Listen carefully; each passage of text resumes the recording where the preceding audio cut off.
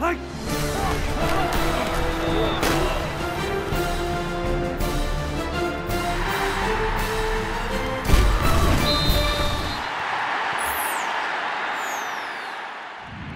the Opopka Studios in Oklahoma City, this is an OSU update. I'm Jenny Carlson. It's Bedlam on Saturday. It's a fantastic rivalry, and it might be coming at a fantastic time for Oklahoma State. Gina Mizell joins us on the phone, and Gina, obviously, huge game, going to be a tough game. But why is the timing maybe as good as it's been all year for the Cowboys to go into this game? Well, when you look at all three phases of the game, the defense has obviously been much improved for basically the entire second half of the season.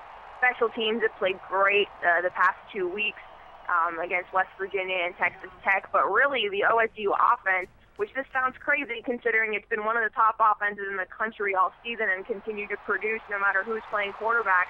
But this side of the ball is, I think, really coming together for the Cowboys in these final two regular season games, or as the team heads into the final two regular season games. It's got its starter now cemented in Clint Shelf, which has been a question for the majority of the season. They've got their two quarterback system going now with Shelf and J.W. Walsh coming in for certain situations and short yardage and goal line and being able to run and throw the football.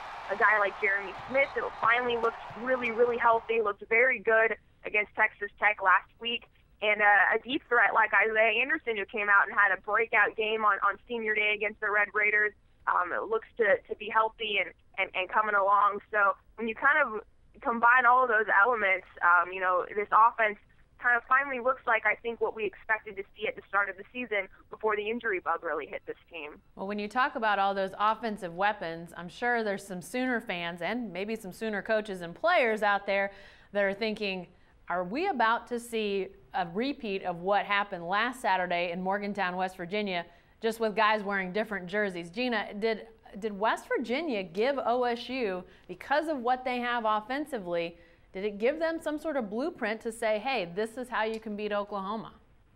Well, you can certainly look at it that way, just based purely on that the system in place at both schools was installed by Dana Holgorsen and just all the similarities there. But I think that this OSU offense is a little bit different. Obviously, it relies more on running the football, but lo and behold, West Virginia had decided to just hand the ball to Tavon Austin, and he goes for over 300 yards. So it's funny because Isaiah Anderson, again, who I just mentioned earlier, he's a speedier receiver, and he got the ball on a reverse against Texas Tech, and he said that he joked with Todd Monken, like, hey, maybe you should line me up at running back because Tavon Austin did so well last week. So, it'll be very, very interesting. Obviously, like I said, there are a lot of similarities. West Virginia's skill players in Austin and Stedman Bailey are better than the receivers that OSU will throw out there. And Geno Smith's obviously a great quarterback, and that team is extremely explosive. But, hey, Oklahoma State's offense has been really explosive all season, too. Kind of, like I said, no matter who's been playing quarterback, no matter who's been playing receiver. So it'll be very, very interesting to see what adjustments OU makes as far as, do they switch up coverages? Do they do anything along those lines? And it'll be interesting to see what OSU does offensively, because last year, even with such a potent passing offense, they ran the ball, and Joseph Randall and Jeremy Smith both got over 100 yards. So we're going to see a fun chess match, I think, between these two coaching staffs, and it'll be really interesting to watch on Saturday. Indeed it will. Kickoff, by the way, at 2:30 on Saturday afternoon.